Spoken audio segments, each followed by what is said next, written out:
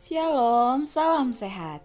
Kita berjumpa lagi untuk pelajaran Sekolah Sahabat Dewasa kita hari ini berjudul Merayakan Kebebasan 30 Agustus. Penjelasannya, seperti yang kita lihat sebelumnya, hari Sabat menunjuk lebih dari sekadar hari-hari penciptaan. Kali kedua kita mendengar 10 perintah Musa sedang meninjau kembali 40 tahun Israel di padang belantara.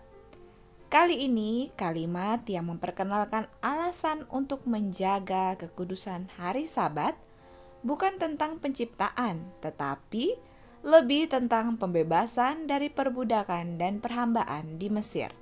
Dapat kita baca dalam Ulangan 5 ayat 12 hingga 15. Dan meskipun hari ini kita bukan budak di Mesir, kita semua bisa menghadapi berbagai jenis perbudakan lain yang dalam beberapa hal bisa sama menindasnya. Apa bentuk perbudakan yang lain yang kita hadapi saat ini? Bacalah Kejadian 4 ayat 7, Ibrani 12 ayat 1, dan 2 Petrus 2 ayat 19. Ayat-ayat tersebut memberitahu kepada kita bentuk perbudakan yang kita hadapi adalah beban dan dosa, di mana dosa sedang mengintip di depan pintu, serta kita selalu menjadi hamba bagi sosok yang lebih kuat. Sabat adalah perayaan kebebasan dari semua hal yang membuat kita tetap dalam perhambaan. Pada hari Sabat, kita diingatkan bahwa ada kebebasan dari dosa, bukan dalam kekuatan kita sendiri, tetapi dalam kekuatan Allah yang ditawarkan kepada kita dengan iman. Kita juga diingatkan bahwa ini adalah kebebasan yang tidak kita peroleh. Anak-anak sulung Israel diselamatkan oleh darah anak domba yang dioleskan pada tiang pintu pada malam sebelum keluar mereka dari Mesir dalam Keluaran 12. Kita juga telah diselamatkan oleh darah anak domba dan sekarang berjalan dalam kebebasan yang adalah milik kita di dalam Kristus Yesus. Bacalah Roma pasal 6 ayat 1 hingga 7. Apa yang Paulus katakan di sini yang dapat dikaitkan dengan apa yang telah diberikan kepada kita pada hari Sabat? Di sana dijelaskan bagaimana kita telah bebas karena darah Kristus yang terkorban di kayu salib, sehingga jangan lagi kita menghambakan diri kepada dosa. Itu sama seperti orang tua sudah mencucikan pakaian kita hingga bersih, tetapi kita sendiri yang memilih senang untuk bermain di tempat yang kotor, sehingga baju kita yang tadinya sudah bersih kotor kembali.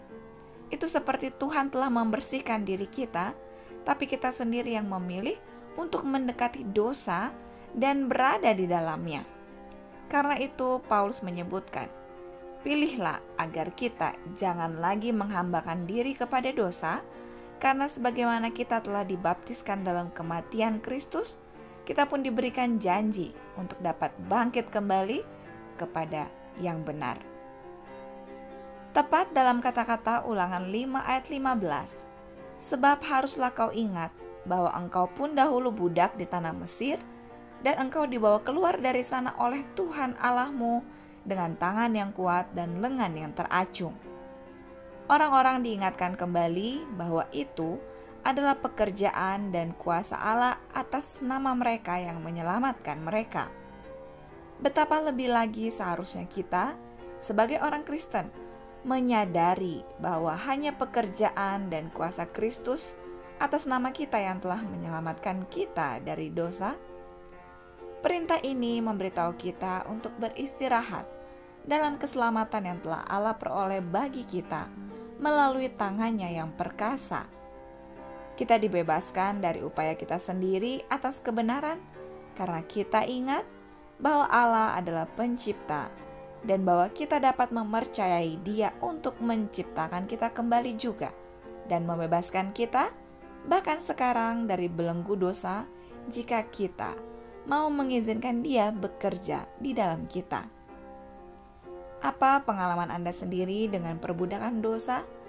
Bagaimana kita dapat belajar untuk menyesuaikan untuk diri kita sendiri janji-janji yang kita telah diberikan dalam Yesus akan kebebasan dari perbudakan itu? Contoh dosa yang seringkali kita miliki adalah menunda-nunda melakukan sesuatu.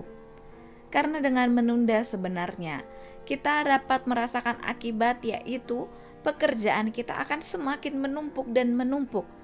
Kalau sudah terlalu banyak menumpuk, maka kita akan semakin sulit untuk menyelesaikannya satu demi satu. Karena firman Tuhan menyebutkan, kebiasaan yang buruk akan merusakkan kebiasaan yang baik. Jika kita mau untuk berkomitmen berhenti dari perbudakan menunda-nunda dosa tersebut, maka kita akan diberikan hati yang baru dan kehidupan yang baru di dalam Kristus.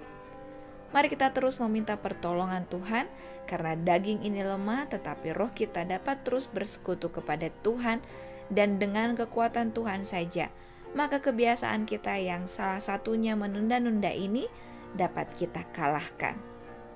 Mari kita bersatu di dalam doa.